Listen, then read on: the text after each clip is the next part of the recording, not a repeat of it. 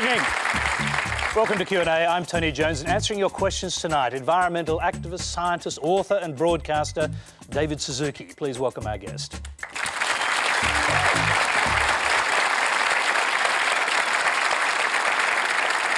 Well, as usual, we're being simulcast on ABC News 24 and News Radio. You can go to the Twitter conversation with the hashtag on your screen. Well, David Suzuki studied fruit flies to earn his PhD in genetics, but shot to international prominence as a science writer and broadcaster through his acclaimed television documentaries. Today, he's just as well known as an environmental activist, and he's visiting Australia to warn that what he calls the barbarians have breached the gates. He says politicians and corporate executives are sidelining science to set us on a collision course with the environment that threatens human survival. Wherever David Suzuki travels, he draws a crowd of eager supporters. Tonight, we've invited some of his critics to join the audience and ask some challenging questions. Well, our first question tonight comes from Bill Koutalianos. Go ahead, Bill. Oh, hi. Since 1998, global temperatures have been relatively flat, yet many man-made global warming advocates refuse to acknowledge this simple fact. Has man-made global warming become a new religion in itself? David, go ahead. Yeah, well, I don't know where why you're saying that. The 10 hottest years on record, as I understand it, have been in this century. In fact, the warming continues. It may have slowed down, but the warming continues, and everybody is anticipating some kind of revelation in the next IPCC reports that are saying we got it wrong. As far as I understand, we haven't. So where are you getting your information? I'm not a climatologist. I wait for the climatologists to tell us what they're thinking. Well, you want to respond to that, Bill? Sure, yeah. UAH, RSS, HADCRUT, GIS data shows a 17-year flat trend, which suggests there may be something wrong with the CO2 warming theory. Yeah. What is the reference? I don't... Well, they're the main data sets that IPCC use. UAH, University of Alabama, Huntsville, GIS, Goddard Institute of Space Science, HADCRUT, I don't know what that stands for, HADCRUT, and RSS, Remote Sensing Something. So those data sets suggest a 17-year flat trend, which suggests there may be a problem with the CO2. There may be a climate skeptic down in Huntsville, Alabama, who has taken the data and come to that conclusion. I say let's wait for the IPCC report to come out and see what the vast bulk of scientists who've been involved in gathering this information will tell us. I'm not, we can cherry pick all kinds of stuff. Cherry pick, in fact, the scientists that we want to listen to. But let's listen to the IPCC. David, this is one of the most frequently asked questions or claims made by climate skeptics. The global temperatures spiked in 1998 and since then they've plateaued, even though they remained at very high levels, as you said, over the 10 years. Yeah. It is a problem, isn't it, explaining that for scientists? Well, what's the problem? I mean, they're concluding still that the problem is it didn't actually get warmer when people expected it to. Well, as far as I understand, it is getting warmer, so I don't know what the disagreement is there. All right, let's go to our next question, which is from Stuart Franks. And in fact, he's a professor of environmental and engineering. Stuart Franks. G'day. First of all, welcome to Australia. Thank you. Can I also just very briefly thank you? A little over 20 years ago, I changed from a physics degree to an environmental science degree. And in large measure, that was because of your environmental advocacy and the effect it had on me. That said, that was a little over 20 years ago. I've lost a lot of the radicalism since then. And my question actually, I guess, leads on from what Bill asked. The IPCC, since 1990, has been arguably the sole voice for climate, and yet there are thousands of dissenting scientists. You've both used the term climate skeptic, which I don't like, because that's a label. These guys are scientists. Whether you agree with them or not, it doesn't mean they should be called names, frankly.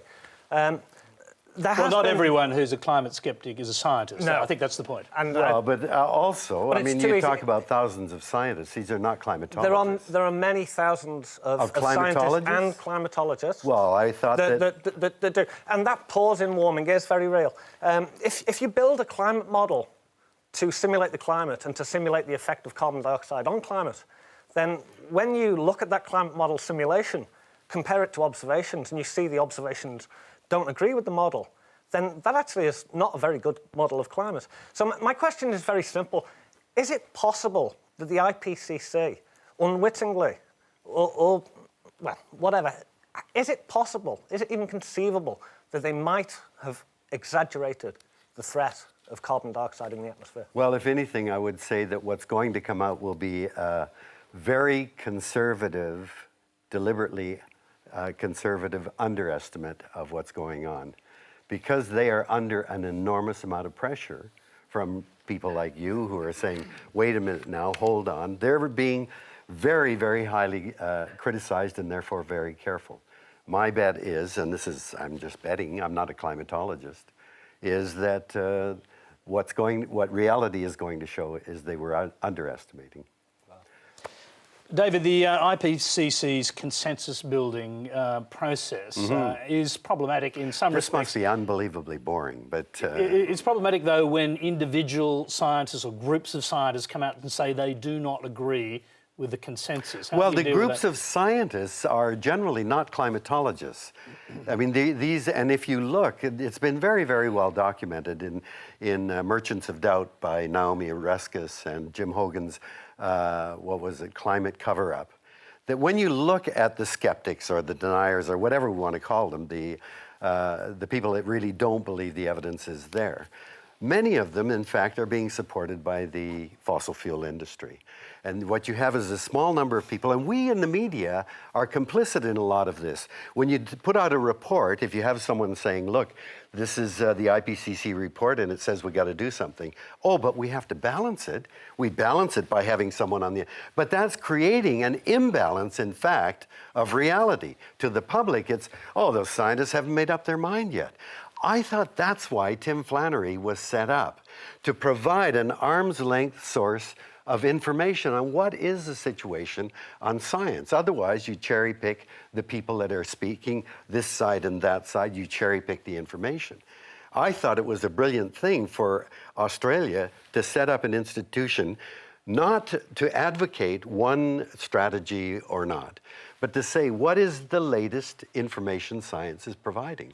OK, well, Professor Stuart Franks has his hand up again, so we'll go back to you. You want to respond to that? All I can say is I am a scientist. I started off and got into this because I did believe in it. And through that process of looking at the science and being objective, not emotional, and certainly I'm not funded by big coal or big oil. My car's 20 years old. It cost me $3,000. I am not a rich man. I'm not funded to say the things I do. It is actually a belief in science rather than a belief in, you're running counter, pure environmentalism. You're running counter to the vast majority of climatologists. And I'm wondering what's the source of your information? What makes you so able to see what they can? I go to conferences. I talk to climate scientists. We actually do all agree that CO2 has had a role. Where we all disagree, and you only have to look at the models themselves disagree, is whether it's going to be catastrophic or not into the future. That is actually a different question. So OK, it's about objective I'm just going to science. interrupt you for a moment because we've also got in the audience a lead author of the IPCC's fifth report, which will be published later this week. Professor Steve Sherwood is the director of the Climate Change Research Centre at the University of New South Wales. Do you want to respond to this? Because the IPCC's method has been called into question here. There's a lot of things to respond to here. I don't know, would you like me to respond to the slowdown in warming or, OK. The consensus question is, I think, an important one. And there are studies have been done showing that 97% of scientists who actually work on climate accept that roughly the conclusions of the IPCC that we have a warming and that it's going to probably be significant. If you look in the peer-reviewed literature, which is what really matters, you see even higher percentages. So I think it's, and that doesn't prove that we're right, but I think it's an important thing that people have to know that has been hidden by the way this issue has been presented to the public. Now, what we've seen in the past couple of weeks are what appear to be two completely different media versions of leaked copies of the IPCC's report. Presumably you've been following this. It is, of course, extremely confusing for the public to read one day that the IPCC's report in a leaked story is actually going to say they got it all wrong, and then to read a few days later that they got it all right, and in fact they're going to confirm what they said in 2007. You're one of the authors. What are they going to tell us? I can't speak to what the report is going to say, but I can say that there were inaccuracies in the Australians' report comparing unlike numbers from their leaked draft and the previous version of the report, which may have confused people. And I'll just go back to Professor Franks on that. These two different versions of the stories, competing stories, people often get confused by things like this. Yeah, I think it is only fair to wait for the IPCC report to come out. That said, I was actually an expert reviewer, so I have seen it. I haven't seen the final version, but there is this complexity in it, in that they have to acknowledge the observations, and the observations are not in line with the more extreme predictions from the climate models. That said, my understanding is they'll still say, we actually have learnt more in that process, and it's still going to be catastrophic. I would actually question the entire process. I think actually we don't need to have that polarised debate. You believe or you don't believe. It's far more nuanced than that, and I don't think the IPCC process actually helps to have a real dialogue about the threats and about the potentials for what climate's going to be way off into the future in 100 years' time. Let's go back to David Suzuki. Well, the obvious question is we'll go back to this whole thing about how it's reported, because the media plays a huge role in all of this. Absolutely. And, you know, it's a deliberate attempt to again create this confusion among the public. It's kind of like the theft of, or the invasion of over 3,000 email exchanges between climatologists, and having, to me, committed a crime in getting this information. Certain groups have then looked through 3,000 emails trying to find some little phrase that can be pulled out to create the sense that, oh, it was a climate gate. You know, these scientists, they just, they're deceiving us, and they're exaggerating and create a story out of basically nothing. It's been shown to be nothing. But that once that story comes out with sensational headlines, it echoes in the echo chamber and is caught up, and this paper gets it and repeats it, and then it stays out there. And it's very, very confusing. I agree. It's this kind of situation is not very helpful. Let's go back to Steve Sherwood there. I mean, you've been watching this reporting as it's been going on. Do you not feel almost bound to come out and say, oh no, they've got this wrong, or they've got this right? Well, it's difficult to draw a line between not talking about, I don't want to talk about a report that hasn't come out yet, but if you see a report that's incorrect in as far as it refers to what's already been published, then you have to point that out, I think. Okay, let's go to our next question. It comes from Greg Steinbaker, I beg your pardon. Thank you, Tony. Dr. Suzuki, thank you for the opportunity. Where are you? Oh, Up there. yeah. Thank you for the opportunity. As a broadcaster, this question is probably quite pertinent to you, but how can we as scientists sell to the general public that we apply cautious language, not because of the because of the implications, not because of our reservations? Well, I don't know whether it's selling anything to the public, but certainly in my experience, part of the problem is that scientists aren't trained to speak in the vernacular of everyday life. You know, we use shortcuts by using jargon, and it's very difficult then for us to try to create a language where we explain complex issues in understandable ways. What I find about the IPCC report and the climatology community is a remarkable unanimity within that community, but also an urgent need to speak out. Scientists generally are really chicken about getting involved in some kind of dispute. As a broadcaster, I find it very difficult to urge them if it's a controversial subject. They don't want to have science being portrayed badly, or they just don't want to get into that controversy. So I find it remarkable that climatologists are speaking out as much as they are, and it's an indication of the urgency they feel about the situation. But I think scientists have really got to learn to speak the vernacular of everyday language and get off that jargon stuff. Let's go back to our questioner, Greg. Are you actually a climate scientist? I'm not a climate scientist. I'm an ecologist by what I work for. I actually am employed by New South Wales government as an ecologist. I manage threatened species for the Sydney region. So I'm just wondering, listening to this, do you feel constrained in the way that you talk about the science of climate change, for example? Yes, I do. I grew up in a scientist household. My father was a physicist, my mother a physiotherapist, so I've got a bit of a background in science as well. And certainly in trying to discuss matters with people that don't have a science background, I can find it difficult to explain clearly how, for instance, the plateauing of the temperature is fine to look at a 10-year argument that from 1998 till now there's no effective change in the peak temperatures. But if you look at a 30-year graph, the continual rise is quite evident in that. It's carrying that information across to people who may not actually understand why it is that we look at 30 years and that sort of thing. David, do you want to respond to that? No, I guess the question is, I mean, do you sort of appoint yourself as a sort of loud spokesperson for scientists who aren't speaking? Well, I see my role, I've always seen my role as a popularizer of science. Now, the French call it vulgarisation, vulgarizing the science, and it is. Is that what it is? It is. It is making it available to the public, and in the process, one has to make generalizations. You know, if I say, well, the temperature range is blah blah blah, and some guy will come up and say, I'm a penguin expert, and I know the rectal temperature of penguins is not what you say, and we get caught up in those kinds of generalizations. But yes, but I am not speaking on behalf of scientists. I'm just trying to translate their information so the public can understand and make up its mind. The trouble is, I end up being perceived as, oh, he must know everything. He's telling us all this stuff. I am not. I'm just a messenger. Let's go back to, well, we've got the IPCC author here, or one of them, in Steve Sherwood. I mean, do you think it's a good thing to have activists like David Suzuki making the arguments that you perhaps can't make? Yeah, well, we're always conflicted as scientists because we don't want to appear that we're sort of off a rocker or something, or that we're activists, but if we're concerned, we feel that we ought to say something, and somebody has to say something. But yes, I very much appreciate having people like David to help speak out on these issues.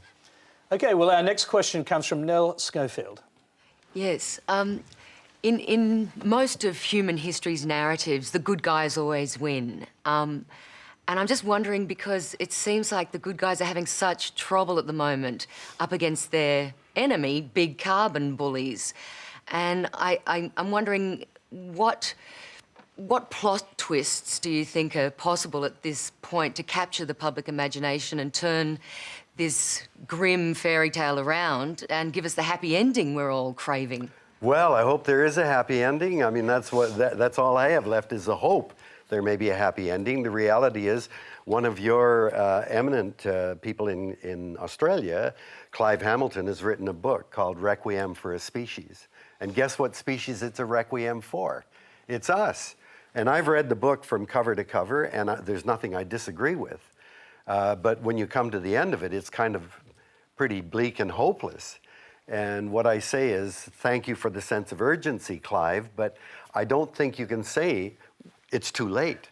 We don't know enough to say that with certainty. It's urgent, and we've got to get on with it. So we're in a time when human beings have become so powerful. We are such a very abundant animal now. We've got technology that amplifies our impact on the planet, a consumptive demand, a global economy that has made us so powerful, we're altering the physical, chemical, and biological properties of the planet on a geological scale. That's why scientists call this the Anthropocene epoch. So, in a time when we have become so powerful, how are we going to make decisions to guide us into the future in such an uncertain future? I would have thought that the best information we have now is science. If we don't listen to what scientists are finding, then what are we going to do? Listen to the Bible? We're going to listen to the Quran? Or an advertising agency? I think that Australians are at a very critical time. You had a mechanism whereby science could be provided without a commitment one way or the other. What is it? What are scientists finding? So that you could make up your mind. By shutting that down, what does that tell us? In my country, I'm afraid, we're doing exactly that. We're shutting down all the research that looks at climate change. We are vetting, we're muzzling scientists working for government, unless they're vetted through the Prime Minister's office. We're actually determining what papers can say when they're going to be published from the government, so that they have to conform to what the government policy is. I think this is a very crazy, dangerous situation. If we're going to marginalize science to political priorities, I think that's very, very dangerous. All right, let's go to a video question. This one's from Tony Thomas in Melbourne.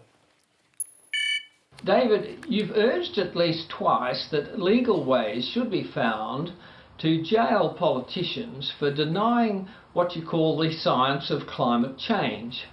David, do you still hold that view? You bet. I think there is a category called willful blindness. Our problem is we have no means of holding our so-called leaders, people we elect to political office to lead us into the future. We have no way to keep them accountable except booting them out of office. But the reverberations of what they do or do not do today are rippling far beyond the coming years. There'll be generational impacts.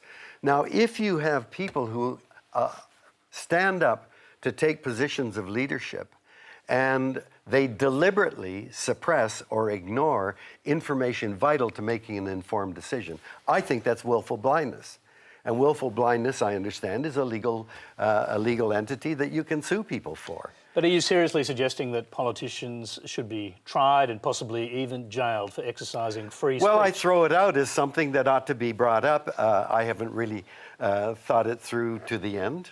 But I certainly, personally, I think that there is a great deal of willful blindness and it ought to be pointed out in some way. Well, yes. you did think it through enough to say this in your speech over the weekend, and visiting academics. Were you there? Visiting academics generally stay out of local politics. But you described Tony Abbott's scrapping of the carbon tax and sacking of Tim Flannery as criminal negligence. I mean, I agree. Did you go too far? No, I don't think so. How can you elevate it to criminal? When it's I believe what's going decision? on now is criminal, our activity, because it's a crime against future generations. And there ought to be a legal position of intergenerational crime. And I think there's criminal negligence. Okay. The gentleman up the back there has his hand up. So there's a gentleman up the back there has his hand up. We'll get the microphone to you, sir. Go ahead.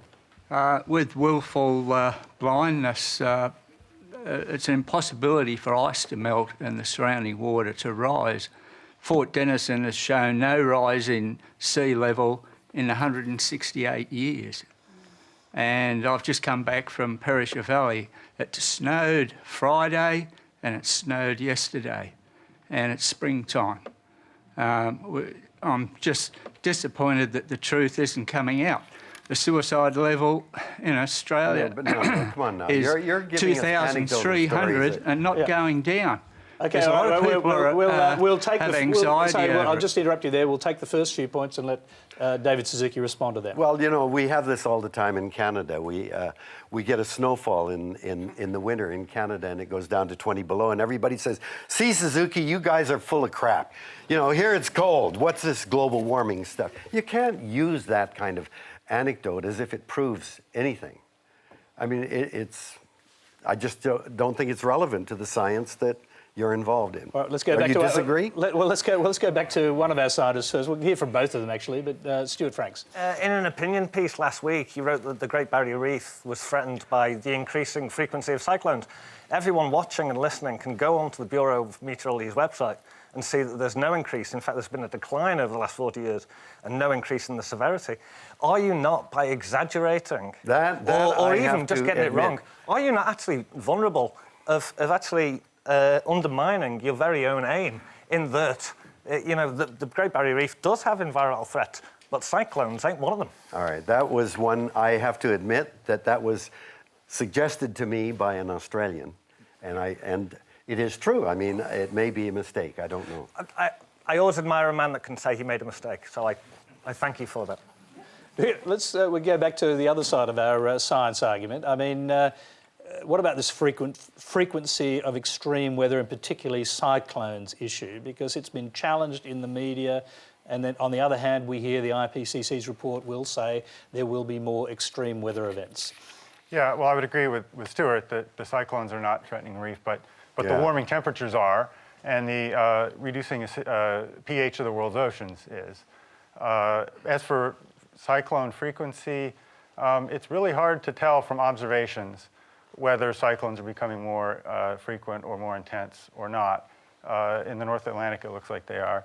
But the physics tells you that they're going to get stronger sooner or later in a warmer climate. I think we're pretty confident of that. All right, let's go to our next question. It comes from Daniel Mainville. David, having grown up in northern Quebec on a steady diet of nature of things, I consider myself part of the Suzuki generation. I think it's your dedication and passion for the environment that inspired me to become an environmental engineer, and I thank you for that. I really deeply thank you for that. Now, given the rise of right-wing conservative governments, both in Australia and in Canada, how can we best effectively shift the political debate from ideology and economic self-interest back to science and evidence base? Well, this is the number one question. You see, I think the problem is that corporations have now become so big and so powerful. The big ones are bigger than most governments on the planet, and they have the capacity to fund political campaigns beyond anything individuals can do. They're not humans. Corporations are economic entities or structures, and yet they're allowed to fund political candidates. And when those candidates are elected, guess who gets in the door first? It's corporations. And we now have governments that seem to feel that the corporate agenda is the job of government, to keep true to that corporate agenda. And this is an issue that we have to face up to. Corporations are not people. They shouldn't be funding. They shouldn't be funding campaigns at all. They shouldn't be allowed to lobby governments. We elect governments to inform themselves and make decisions. But that's what we're up against. And the media that shape a lot of people's ideas are controlled generally by either very wealthy people or corporate giants. And so we're getting a very slanted world to live in the media. And I don't know how we get out of that dilemma. Are you saying this is what's happening in Canada or in Australia? In Canada, or both? I'm afraid we're leading the way now in the world. We now have a government that is making a major commitment to increasing the number of prisons at a time when the rate of crime has been dropping steadily over the last 10 years. So I'm wondering, I'm not a guy that thinks about conspiracies, but I'm wondering whether our Prime Minister thinks he's going to be creating new categories of crime like eco-terrorism or, as he calls us, environmental radicals, radical extremists. Anyway, there is a very strong... With all due respect, that does sound like a conspiracy theory. Yeah. In my moments, I do kind of wonder. Okay, it's time to move on to another subject. We've got a lot of questions to get through. Our next question comes from Goronwy Price. Many environmentalists, like George Monbiot, writing in The Guardian in Britain, have now embraced nuclear power as part of the solution to human beings' greenhouse emissions. They use the example of France, which in the late 1970s went nuclear, and within 20 years it had closed every single coal-fired and petroleum-driven power plant. As a result, their emissions, their greenhouse emissions, are about 1/4 of Australia's, and they have a similar standard of living as we do.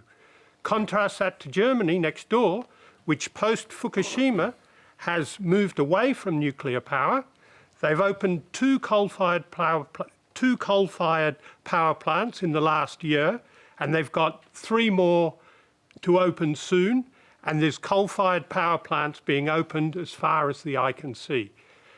Isn't it true that environmentalists such as yourself and the Green movement in Australia, the Green Party, which has rejected nuclear power, are perversely now part of the problem with reducing emissions rather than part of the solution? Further, I think that's probably a good place to leave that question. We can come back to it. One good point. David. Yeah. Well, I just happen to think that if you're talking about a sustainable future, then how can you make a commitment to something that is simply not sustainable in the long run? Even nuclear energy is going to run out. But at the same time, why would we indulge in a technology that creates problems in the end when you use it? We're left with the question of waste, And we still haven't solved what we're going to do with that waste. We're left with a dilemma with coal that we create carbon dioxide and add to the to climate change. So I would say neither of those is a solution, that in fact we've got to go full tilt to what is clean and renewable. But you understand, I'll come back to you in a second, Gromby, but you understand George Monbiot, for example. I know George is absolutely desperate and feels, and I think it's just crazy. What's needed now is to be able to put green energy directly on the grid. You can do that with solar, geothermal, or wind. Nuclear, to crank it up, will take 15 to 20 years to put those plants on stream. They're very, very expensive, as well as being unreliable. Far better to say, look, we've got 1,000 Pearl Harbors going off at once, and we can't even wait for nuclear now. We've got to go full tilt. And anybody that would argue that in Australia, you've got to go nuclear to be clean, I mean, what the hell's going on? You've got something Canadians would kill for, called sunlight, and a huge part of your country that is very, very short on people. It seems to me solar farms could be spread right across here, and I don't get the argument for nuclear. Let's go back to our question. Well, going back to your 15-year argument, I remember people making that argument 13 years ago. Here we are 13 years in, and we have done nothing. You could come back because here... we did nothing on renewable, that's why. You could come back here in 15 years, and you could be saying the same thing, and still nothing would be done.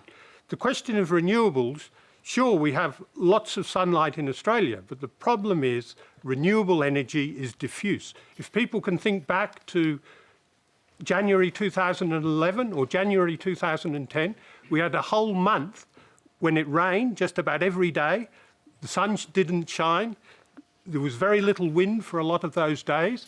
We do not have the technology at the moment to store energy for weeks at a time, enough to power the great cities like Sydney and Melbourne. Okay, all right, well, that's a good place to leave that again. David, do you want to respond to that? I mean, it is the argument that to create enough energy for it to power large cities, it's not going to be enough just to have solar power. Well, that I don't know. Let's ask our experts. My understanding is there's plenty of sunlight beyond anything all of humanity needs and will need into the future. We just need a major program to harness that and assume there will be creativity in the process that will solve the issues of storage. Okay, our next question is from Lucy Murray. Hi, Mr. Suzuki. You've said religion blinds some to science. Over here. But not me. My education at university has been vital in understanding environmental impacts, such as that of rising sea levels in the Pacific Islands. Similarly, my faith teaches me to be a steward of the earth and assist the environment in any way I can.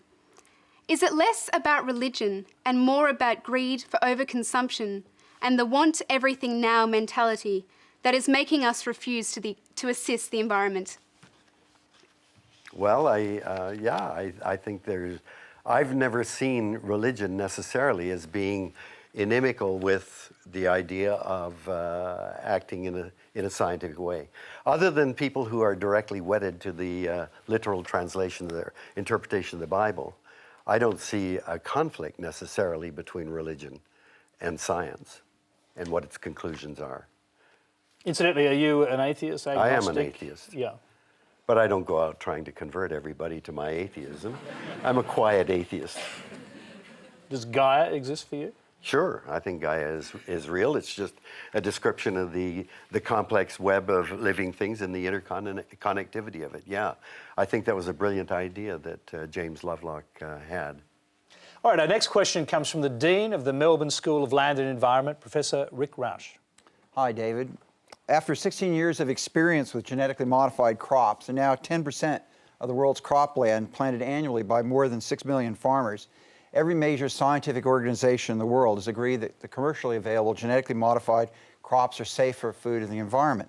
The European Commission, for example, concluded that GM crops have been adopted rapidly by farmers globally because of reduced production costs, reduced use of toxic pesticides, increases in yield, and net economic benefits to farmers.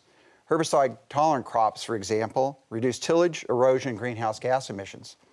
So after all of this, what scientific evidence in particular supports your concerns about GM crops and food? Well, first of all, it's just based on experience that we simply don't know enough to anticipate the consequences of very powerful technologies like this. Something much simpler called DDT, when we used it, I mean, Paul Mueller won a Nobel Prize for discovering DDT kills insects. But once it was used out in open fields, guess what? We discovered, oh my God, the open fields are very different from a controlled situation in a lab.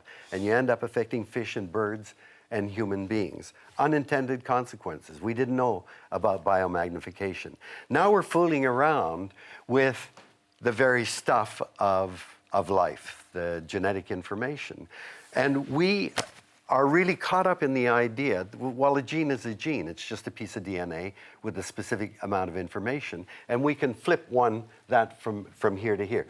Take a gene for that will allow a cod, a fish, or flounder to live below zero. It's got its own antifreeze, and stick that gene from the fish into a strawberry plant so it's now frost-free. And you can do that manipulation. But that's kind of like taking Mick Jagger out of the Rolling Stones and sticking him in with the symphony, the Sydney Symphony, and saying, now make music. Now you'll get noise coming out of it, but you can't really predict because it's the context within which each performer is going to produce a result. The context of a gene is the genome. And we simply don't know enough now to be able to anticipate all of the consequences of these big manipulations.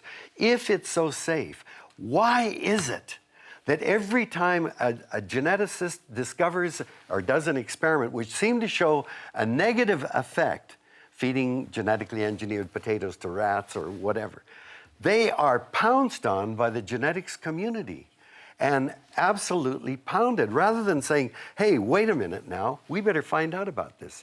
I'm ashamed of my colleagues in genetics for the fact that they're not open any longer to the possibility of harmful effects.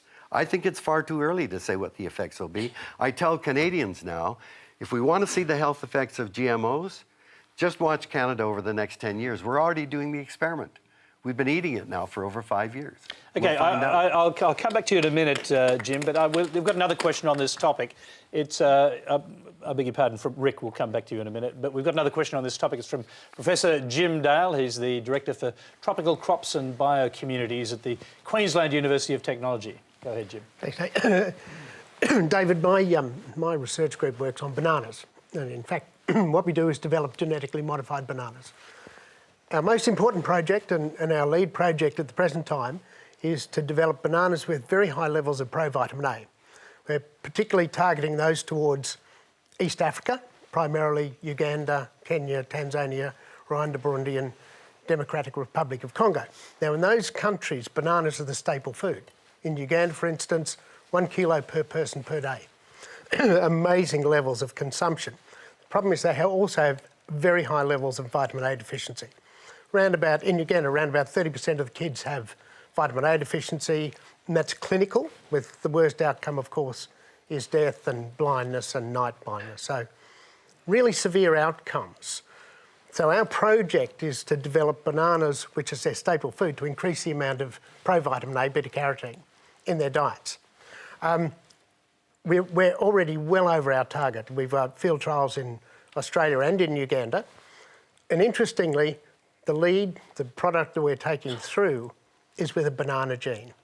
And we've taken that gene out of a banana that naturally has very high levels of provitamin A.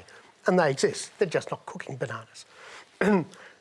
So rather than that being bad science... So this is, is it intra-specific, that it's a species of banana into the same species of banana? Yes, it is. Yes, great.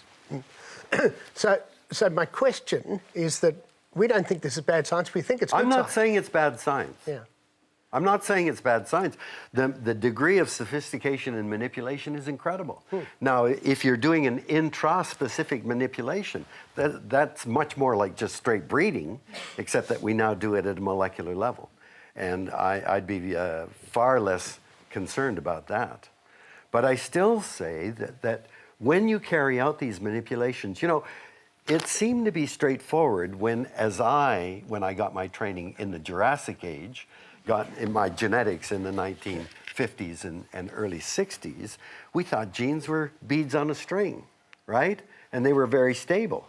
Now we know they jump all over the bloody place, and they have all these effects that when I was studying genetics, we didn't know anything about that. And I would suggest that we still don't know a lot of this. And when we do intra-specific manipulations, we better be very, very humble about being able to predict what the consequences are. This is not bad science. It's just when one tries to get it out into nature or into people's stomachs, you got to be pretty careful. I think ultimately genetics is going to be very, very important. I have no doubt about that. I'm just saying, what's the rush? The rush is being driven, I believe, by money, not so much about improving nutrition. All right. I'll go back to Professor Rick Rausch. I know you wanted to get back into that discussion before when you heard the answer. Well, David, let's take your example of DDT. So I got interested in entomology and genetics after reading Rachel Carson's Silent Spring. If you go back to Silent Spring, all of the key problems with DDT were really discovered by scientists by 1957, roughly 7 to 8 years after widespread use of DDT. And if you track what was happening in the entomological community during that time, people, including some of my professors at Berkeley, were very concerned about DDT from its very introduction. Now, let's contrast that to what's happening with GM crops. 16 years of use, extensive studies. European Union spent over 300 million euros looking for problems. And to paraphrase and turn around the comment you made to Stuart earlier, you're running counter to the vast majority of scientists on this one. If we were to look at the numbers of people that are, like James Dale, that are working in this area, you'd find that it's about 97% of the people who work in this area are now convinced after 16 years of field use that this is pretty safe. And in terms of the Great Rush, as you may recall, the very first cases when people started having some success with genetic engineering, the first insect-resistant plants tested in the laboratory were actually developed in 1986. It was 10 years before they got to the field. Now, it's one of these cases of, given the enormous environmental advantages, the reduction in pesticide exposure for farm workers, doing nothing can still do harm. At what point do we decide that these have enough of an advantage and have been so thoroughly examined by so many scientists, it's time to let them go?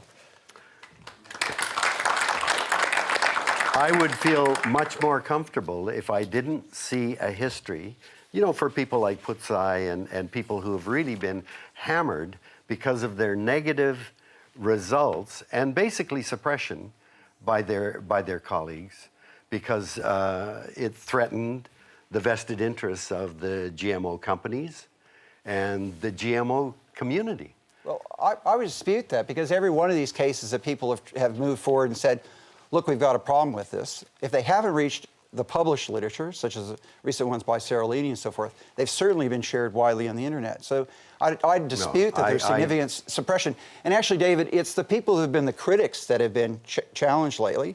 I mean, Seralini prosecuted a case against French scientists for libel on the because the French scientists dared to challenge Seralini. So it's cutting both ways. Okay, even those that are critics are getting challenged as well. Can I get you to respond to that, but also this? What if that is the thing which will help us feed the coming 9 billion people on the planet?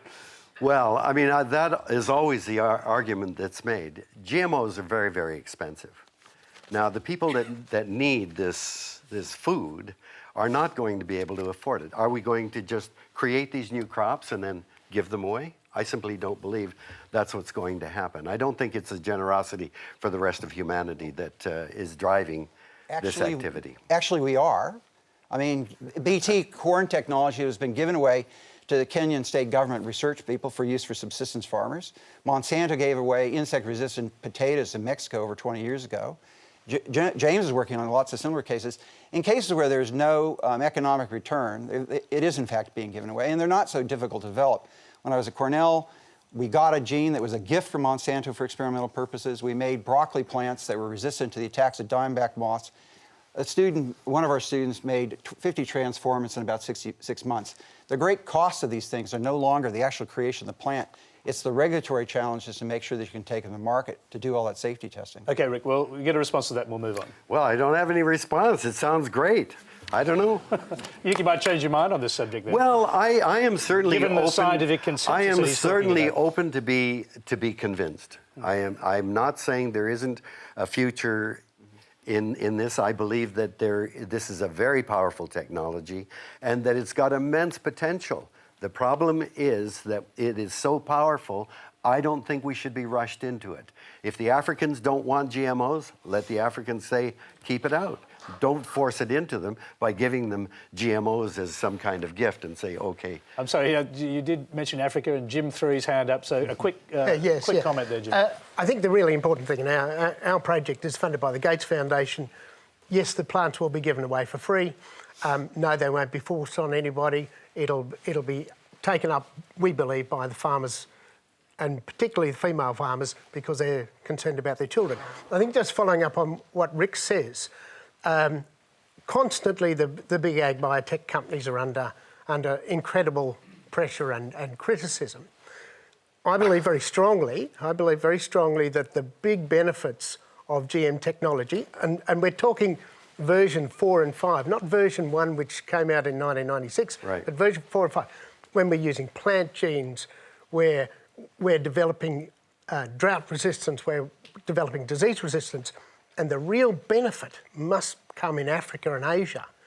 And that's not where big companies are going to make their money, because these are primarily subsistence farmers. Well, that's great. And I think the fact that you're saying these are step, 4, 5, or 6, says, why were we so anxious to rush in with step 1 in the first place? Well, it was far too early. But I think it's like mobile phones.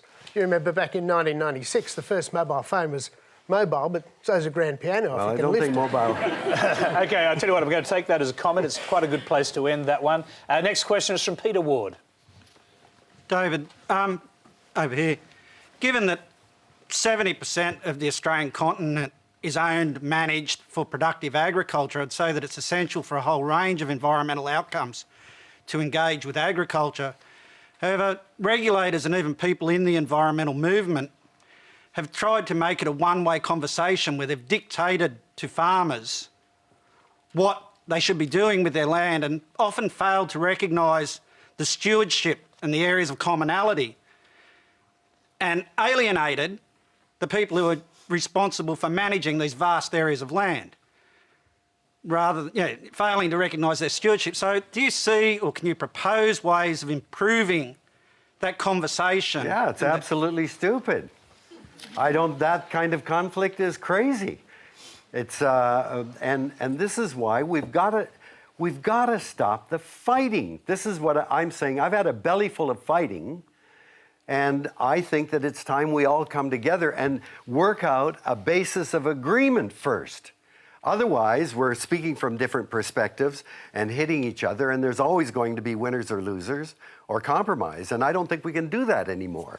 So let's come together and let's start from a fundamental platform of agreement. And this is what I've said to the fossil fuel industry that has invited environmentalists to come in and negotiate. The problem is that we have to generally begin the conversation within the context of economics. And we have to say, well, what is possible? What can we afford to do? And I'm saying, no, that's the wrong entry point, that we've all got to come together. If you're a farmer and I'm an environmental activist, let's come together and leave our vested interests out the door, okay? And let's start with a basic set of agreements. So this is what I'm appealing to everybody about. Can we all agree on what the foundation of our species is? And let me throw out the suggestion. I would start off by saying that we are biological creatures and are absolutely the highest priority we have is a breath of air. If you don't have air for more than 4 or 5 minutes, you're dead. If you have to breathe contaminated or polluted air, you're sick.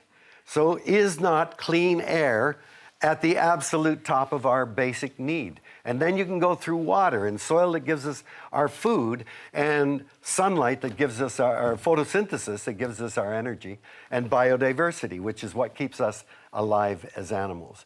And then if we say those are our most fundamental needs that have to be protected, then you can begin to ask, how do we make a living? How do we farm?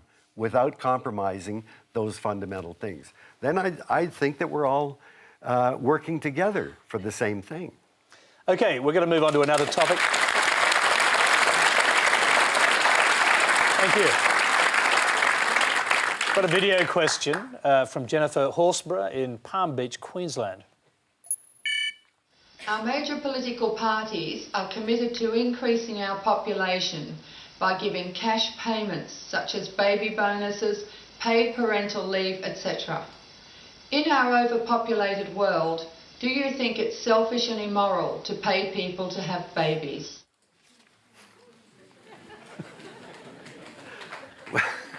Selfish on whose part? The taxpayer's part, who's paying for it? I don't understand. We're beyond the carrying capacity of the planet for our species. But it's not just a matter of numbers. It's a matter of consumption per person. And certainly when you look at the consumptive pattern of our populations, the industrialized world is the most overpopulated part of our species. So but the problem that we face in Canada, I think it must be the same in Australia, is there's a remarkable similarity between the curve of increase in population and the growth of the economy, economic growth. And so politicians often confuse that correlation of the growth curves with causation, that is, it's population growth that is constantly keeping that economy growing. And so in our country, where Canadians are not replacing themselves, we're having less than 2 children per family, we're using immigration to keep the population rising. You got yourself in hot water at home recently when you said Canada is full and that the immigration policy is disgusting. Yes. What was your point? Well, the immigration policy that is disgusting is we are allowing people to come in if they pay us a whack of money or if they are trained in medicine or some of the high professions that are desperately needed by the countries from which they come. We're just buying them. We're not willing to pay to train our own people, and we're sucking them from some of the poorest countries like India and Pakistan, South Africa. We're bringing them into Canada. And I happen to think that's disgusting. I think that we have a responsibility to those populations in other parts of the world that are far poorer than ours, because we are obscenely wealthy compared to them, and we've got to share it with those others. Can I just ask you the obvious point then? I mean, the idea that Canada is full means you close the doors, you don't let poor people in if they want to come to Canada. I think that we have an obligation with refugees. I'm proud to say that we took 50,000 Vietnamese boat people when they had the problem. But I think the reality is that we are way over the capacity of Canada to support the population we have. Okay, let's move on. We've got another video question. It's from Jennifer Carter in Tambo Upper in Victoria. Hello, Dr. Suzuki. Hi. The Gippsland region in Victoria boasts highly productive farming land and a tourism industry based in large part on its extensive and Ramsar-listed inland lake system. But now we fear the imminent lifting of a moratorium on unconventional gas extraction, which would industrialise large parts of this region and expose it to irreversible contamination of its water, its land and its air. So what should we do? Why should our valuable and irreplaceable assets be secondary to mining interests, particularly when communities have made it abundantly clear that they do not want this fracking industry? David.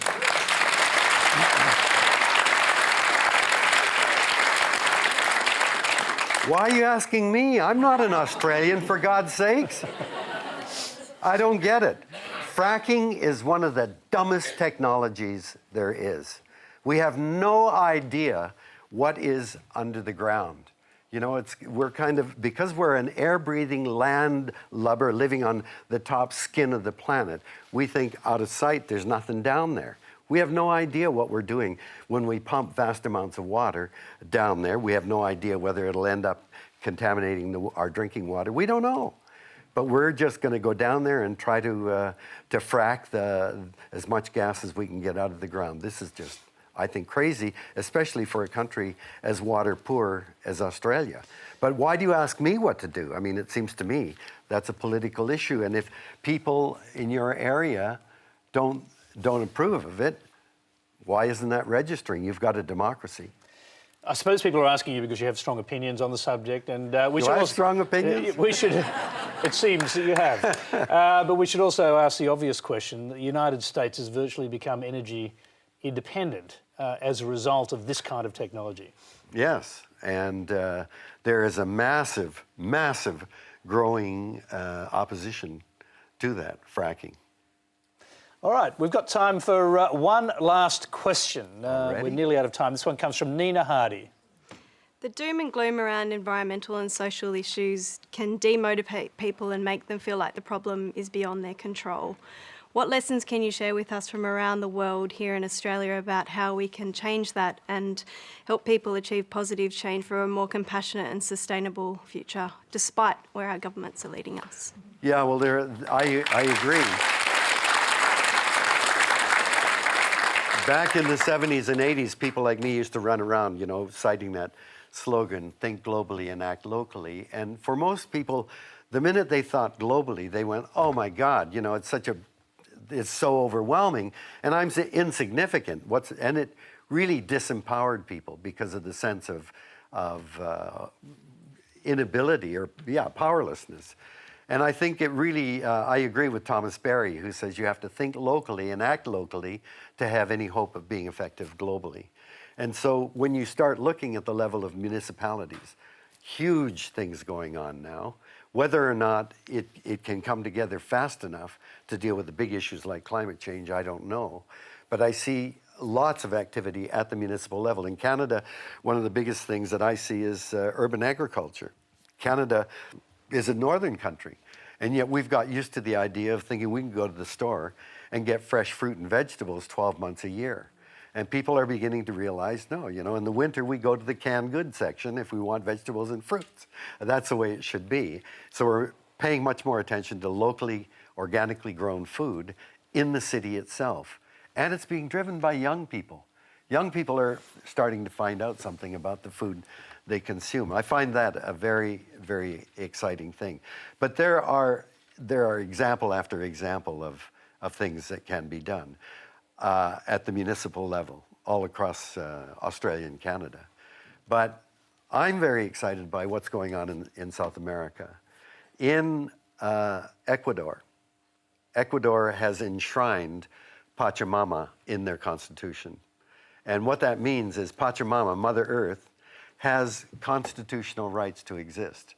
Now, in the southern part of Ecuador is a river called the Vilcabamba, which is considered to have properties that allow you to live longer if you live and drink Vilcabamba water. And so, of course, there are a lot of Americans that have moved down there to live there. Because anyway, this American couple noticed that a road building company was dumping gravel and junk into the creek, a river, and causing it to flow faster.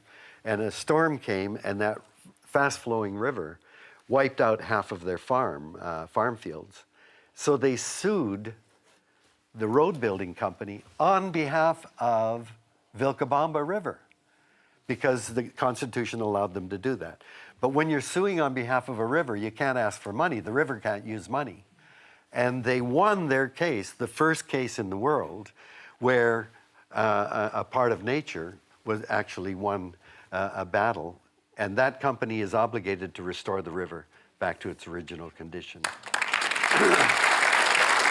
David, go ahead. Okay, but everybody I'm sure has heard of Bhutan, this amazing country.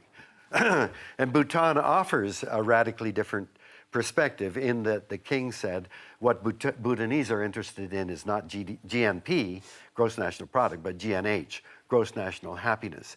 Happiness and well-being is the purpose of governments, and the economy is there to serve those ends, not just steady growth forever. And that's something, again, I think worth looking to.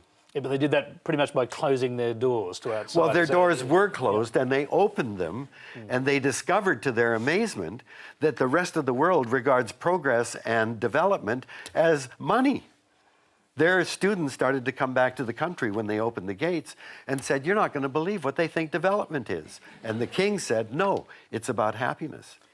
Yep. One final question before we finish, and that is that you mentioned to that questioner that this municipal approach may not work for climate change. So what do you say to people who are depressed and feel unmotivated because of the global political response to climate change?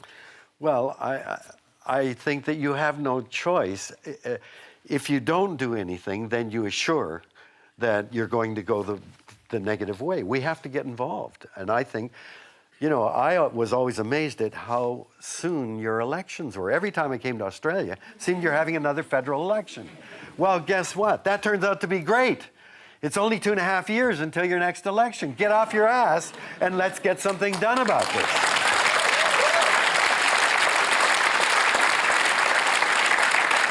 Thank you very much. Thank you very much. Well, that's all we have time for tonight. Please thank our guest, David Suzuki. Thank you.